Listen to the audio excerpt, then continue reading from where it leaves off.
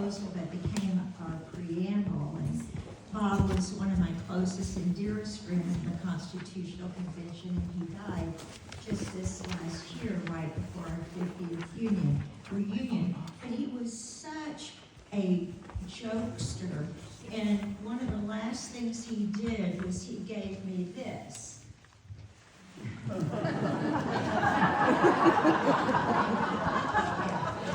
Nan is still the youngest. Well, it's kind of hard to believe, isn't it? There are only 9 of us 100 left, so it's really an honor for me on behalf of the other delegates to share with you a little bit about this state constitution and why we have it.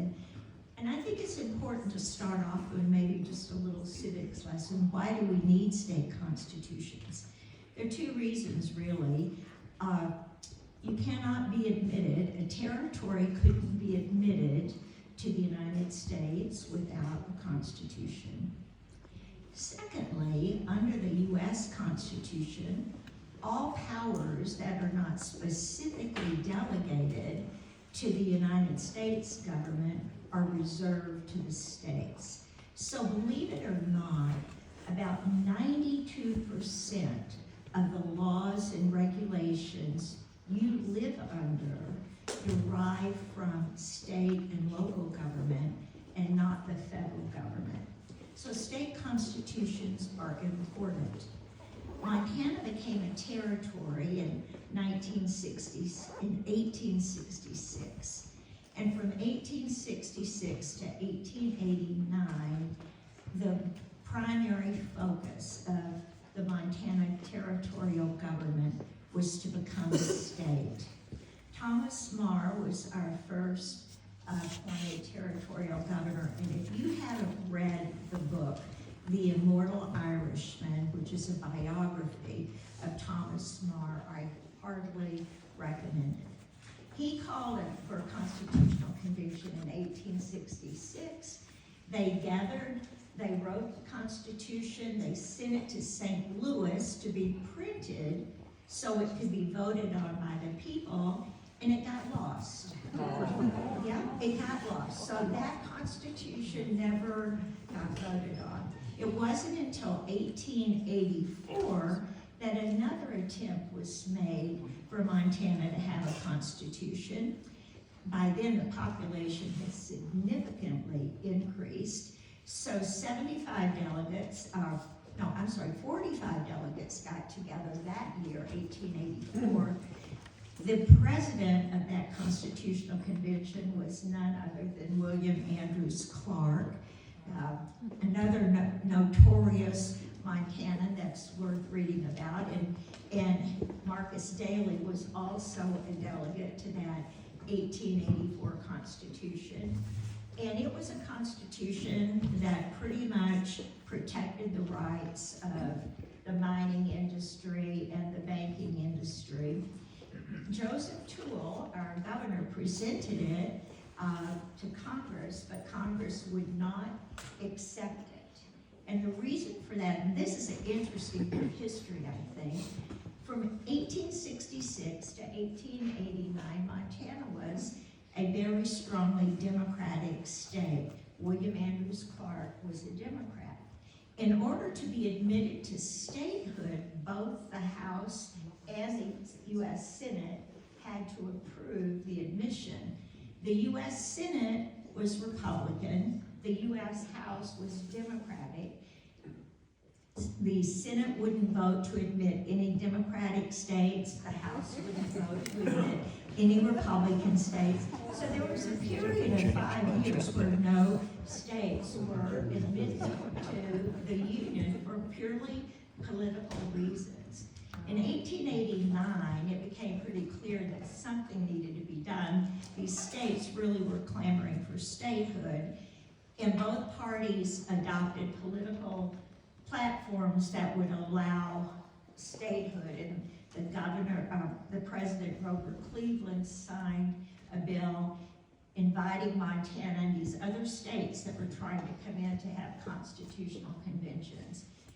Immediately, a convention was called in Montana, consisting of 75 delegates, again chaired by William Andrews Clark. They, in 40 days, created a constitution.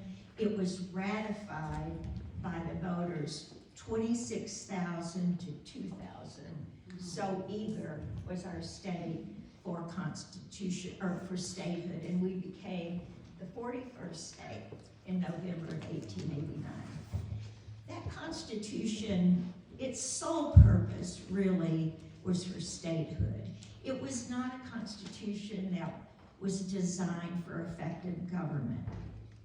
Honestly, and all of the historians will point out, the powers that be didn't really want an effective state government because they didn't want to be interfered with in what they were doing. They even wrote into that 1889 Constitution that there could be no tax on mines. The only time they also wrote into that Constitution that they had the ability to go across people's property to get to water for mining water. It was not a document that really favored good government. One of the big things under that Constitution is our legislature met every other year for 60 days. They almost never were able to get their business done, particularly through the 50s and 60s as government became more complicated. They would have to put a towel or butcher paper over the clock to stop the time from passing. They didn't get paid after 60 days. So there were many, many times when the business of the state could not get done without special sessions. They were poorly paid, and it was not a very functioning legislature. The governor was also a very weak body under that original Constitution. In 1970, there were over 151 independent boards that made decisions in the state, like fish and game, like highway, like mining, everything. And those boards were appointed by citizens. And so the governor, there was really no accountability because he, and I would say he or she being correct, but there were no she's. So there was just no accountability whatsoever. But things started changing in Montana in the late 60s. One of the things that had kept Montana's government so entrapped was the Anaconda Copper Company. There was an article in a publication called Inside USA in 1947. It says, Anaconda, a company aptly named, has a constrictor-like grip on much that goes on. And Montana is the nearest thing to a colony of any American state. Anaconda owned almost all of the newspapers. They were wheat newspapers. There's been a book published by the University of Montana that referred to the press as the Copper Chorus. In 1957, an article appeared in The Economist that says, Montana newspaper readers are worse informed about their own affairs than the inhabitants of any other state. So when you think back about this period, Montana was under the copper collar. Lee Enterprises bought out the Anaconda papers beginning in 1959, and then they started hiring good reporters who started trying to figure out what was going on in our government. Because truthfully, most of the government that was occurring at that time was behind the scenes. There was no open meeting law. There was no obligation for recorded votes. So things were changing. One of the really big changes that happened in Montana politics was as a result of a Supreme Court case called Reynolds versus Sims in 1964. Under our 1889 Constitution, every county had one senator. So Yellowstone County, which had 79,000 people at the time, had one senator. And Petroleum County, which had 894 people, had one senator. So the court said, basically, the court said, you can't have senators representing cows. They have to represent people. So that made a significant change, as you can imagine, as the state senate had to be based on population rather than the county itself. Other changes were going on in the late 60s too. First Earth Day, civil rights movement, student protest over the Civil War. We lowered our voting age in Montana to 19 from 21. So those changes, in addition to the fact that the legislature commissioned a study about our Constitution to see whether or not our Constitution was able and to function well for us in the state at that time.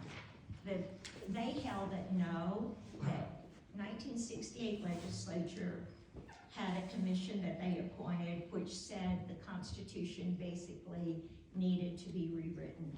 So they submitted to the voters of the state in 1969, they put a referendum on the ballot whether or not to call a constitutional convention. The Montana voters approved that by a 65 to 35% margin, which was really quite significant at the time. The 1971 legislature set in motion the election for the delegates. There were to be 100 delegates elected across the state based on population. They said there would be 60 days in which to write the Constitution. They appropriated $500,000 to cover the cost, $150,000 to do all the preparatory work, research papers, hiring research analysts, and they allocated $41,000 for the ratification effort once the Constitutional Convention was completed. So the delegates were elected in the fall of 1971. 515 people applied for those, or ran for those 100 seats. At the same time, and on the same ballot, was a very significant issue that I think affected the outcome of how the delegates, or who was elected delegates. There was a revenue shortfall in Montana in 1971. The House Republicans wanted to solve that with a sales tax. The Democrats and our Governor Forrest Anderson opposed a sales tax. So they had two special sessions trying to get enough money to balance the budget for the state to run. The legislators themselves could not agree, so they submitted it to the voters whether to have a sales tax or not. And so that was on the same ballot as the ballot for electing these 100 delegates. So the voters got to choose between keeping a 40% income tax surcharge or enacting a 2% sales tax. So people were very, very up in arms. Two groups were formed. Save Our State, which was the pro-sales tax group, and COST, Citizens Opposed to Sales Tax, was the other group. The voters overwhelmingly rejected the sales tax, 70 to 30%. So at that election, out of these 100 delegates, 58 Democrats were elected, 36 Republicans, I was one of those Republicans, and 6 independents. Most people think that had the sales tax not been on the ballot, which was so favored, so opposed by the Democrats, that perhaps that many Democrats may not have been elected. But as I'll tell you in a minute, the partisan thing didn't really matter anyway. One of the most significant things, I think, that affected the makeup of the convention was the Supreme Court had said sitting legislators could not run. So when the legislators passed this bill calling for a constitutional convention, most of them thought they would be able to run. The Supreme Court said they could not. That had 2 major consequences. One, I think it opened up the road or way for more women to run, because there were only 2 women in the whole 150 members of the state legislature, so there were no incumbent women. So I think it opened the doors to women, and 2, what it did is there was no built-in relationship between the corporate lobbyists and the delegates. If there had been leftover legislators who had been there before, the lobbyists would have had already ties and relationships. And as a result, the power of corporate lobbyists was significantly declined or decreased during the convention. They were actually barred from the floor itself, and for the first time, they were required to report any expenditures that they made, and the legislature didn't require that until 1980. Out of the 515 persons that ran for the convention, there were 247 Democrats, 232 Republicans, 32 independents, and 4 new reform delegates. Out of the 100 that were elected, 24 lawyers, 9 farmers and ranchers, 14 educators, 11 homemakers, 2 bankers, 5 ministers, a beekeeper, a radio disc jockey, a retired FBI, and I was a student. So there was a huge cross-section of people writing this Constitution for our state. Many had previous experience on local government, particularly the women. They had, even though they hadn't been on statewide office, they had been mayors, city council people, county commissioners. There was the oldest delegate, who was a retired librarian from Missoula, Lucille Spear. She was 73, and I was the youngest delegate at 24. Just an overview, there were 25 Catholics, 13 Presbyterians, 12 Methodists, 10 Lutherans, 9 Episcopalians, and the average number of children was 6. There were some big families at this convention. Wow. There were no Native American delegates, and one of the reasons for that is that we ran on county-wide districts. Meaning, so, just think of this, I'll give you Missoula as an example. When we ran for the Constitutional Convention, Missoula was entitled to 8 seats. So there were 24 people running for these 8 seats.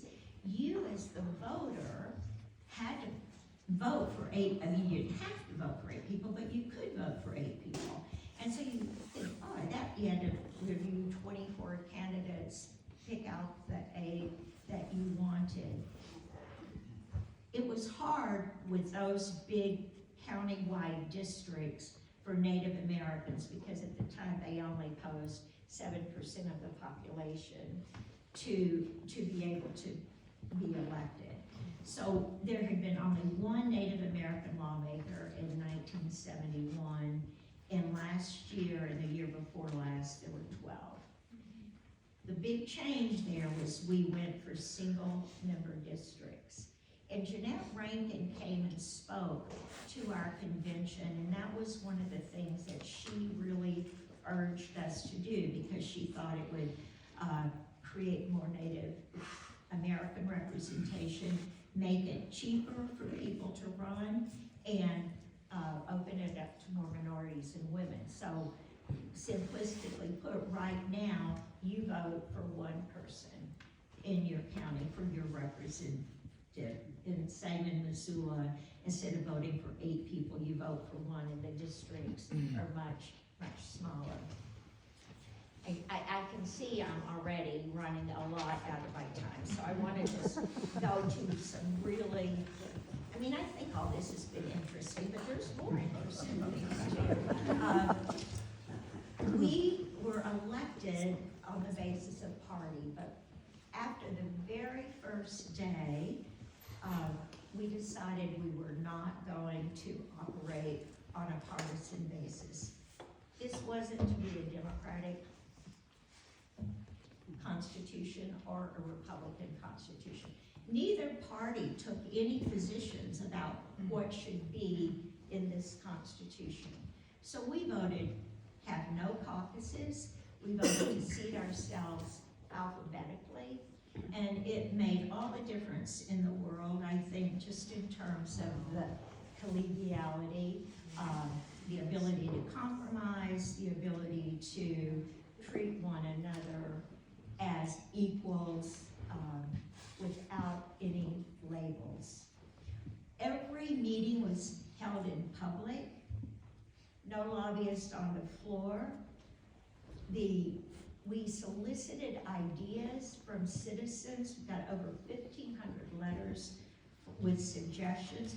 All of those were considered in hearings.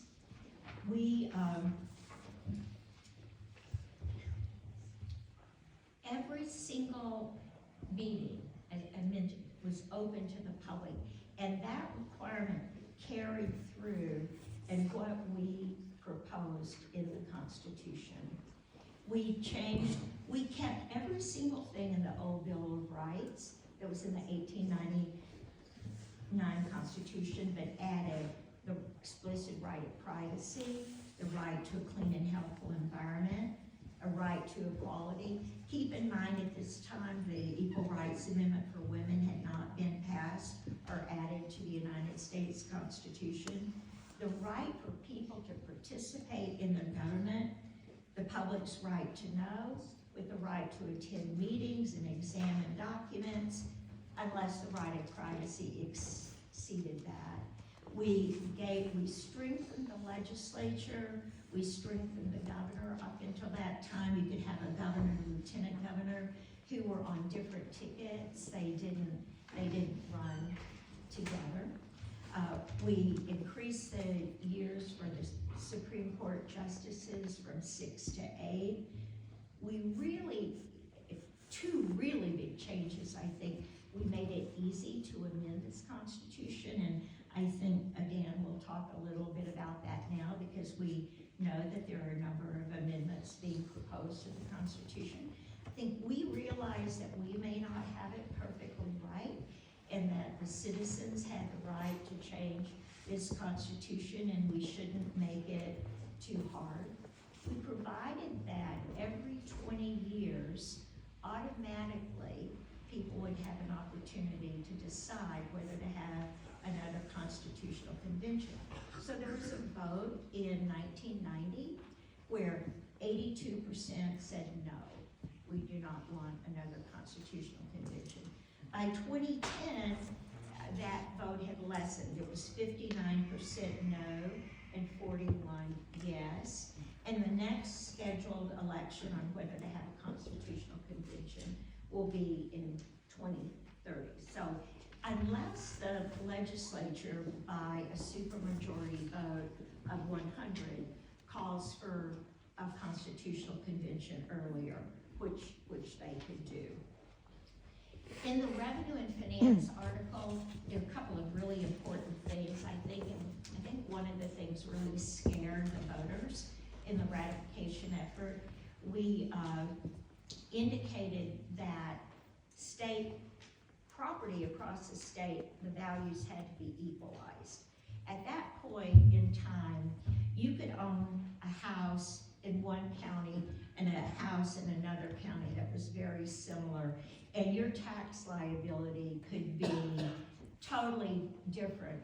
And part of it was because whether you knew the county assessor or didn't know the county assessor, and because they were all elected by popular vote. So that was a very significant change to try to equalize the tax burden across the state. We also set up a system where the budgets had to be balanced.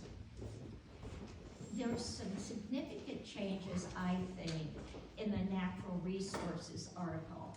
In addition to granting the right to a clean and healthful environment and telling the legislature that they had to implement that, there was a requirement that all land taken by surface mining had to be reclaimed. This was a really important issue for people in the eastern part of our state because strip mining of coal was going on, and I mean, there were other kind of mining going on too, but there was no requirement at all that it had to be reclaimed. Now, the legislature had the authority to do that, but they never did, and the feeling was they were just too beholden to the corporate and business interests to require that. So for that reason, and I think a good reason, we put it in the Constitution that they had to reclaim that land. In addition, we claimed the water rights for the state of Montana for the first time.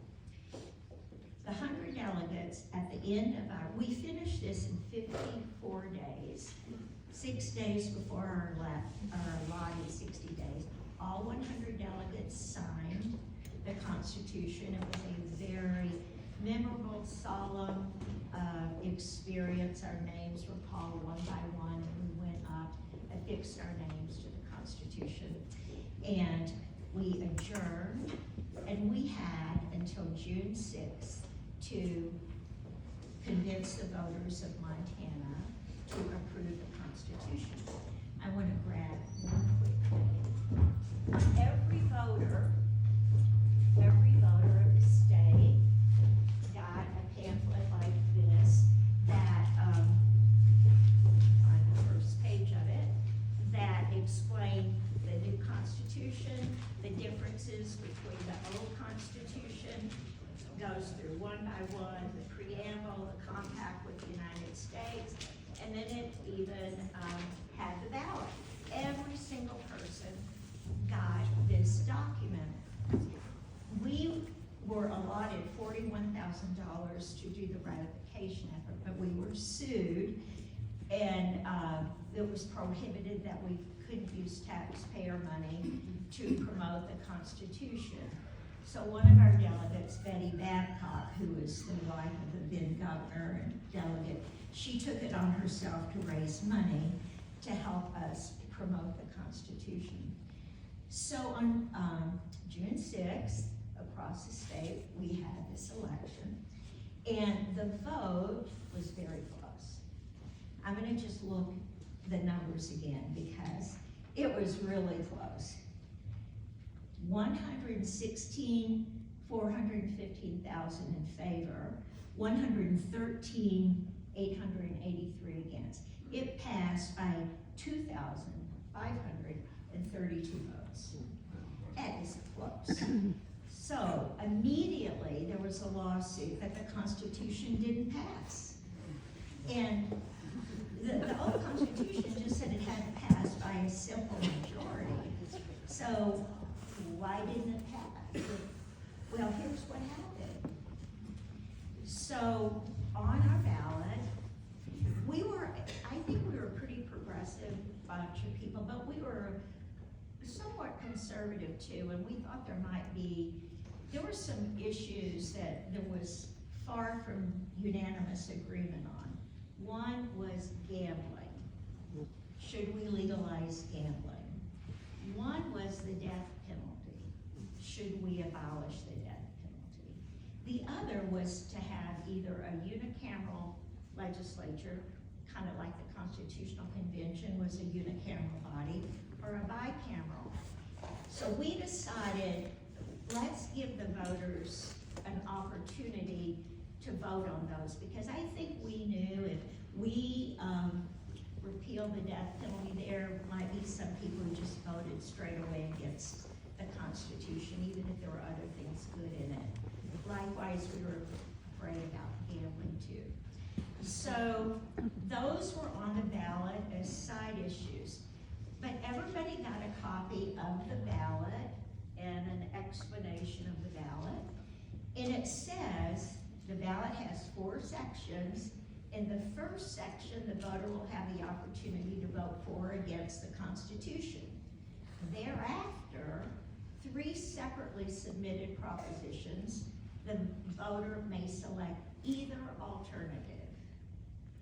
The 3 alternative issues do not affect the present Constitution.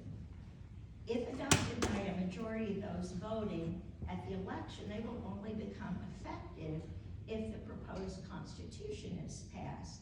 The voter should vote on all questions regardless of whether he votes for or against the proposed Constitution. Well, what happened? There were a lot of people from, and is anybody here from you? Everybody. People from you were really in favor of gambling. And so a whole bunch of people voted for gambling, but they didn't vote for the Constitution. So we were immediately sued that the Constitution didn't pass because you had, if you looked at all of the people voting, as opposed to looking at the people voting for the Constitution, it didn't pass by a majority because all of these gambling votes.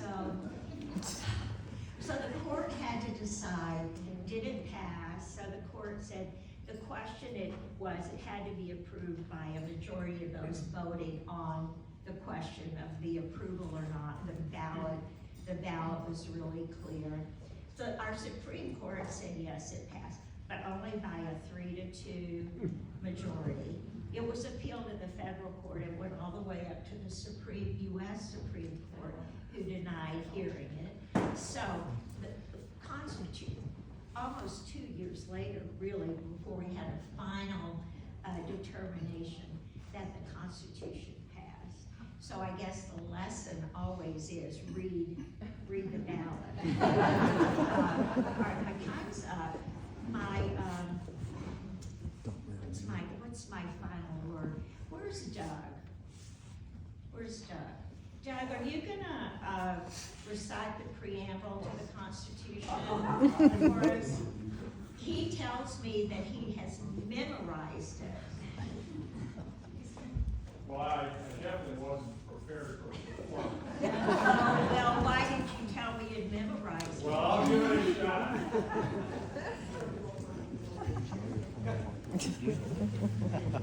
By the way, I'm losing my memory. We, the people of Montana, grateful to God for the quiet beauty of our state, for the grandeur of our mountains, and the vastness of our rolling plains, and desiring to improve our quality of life, equality of opportunity, and enjoy the blessings of liberty, do hereby ordain and establish this Constitution. And the only thing he left out, which is really important for this and future generations.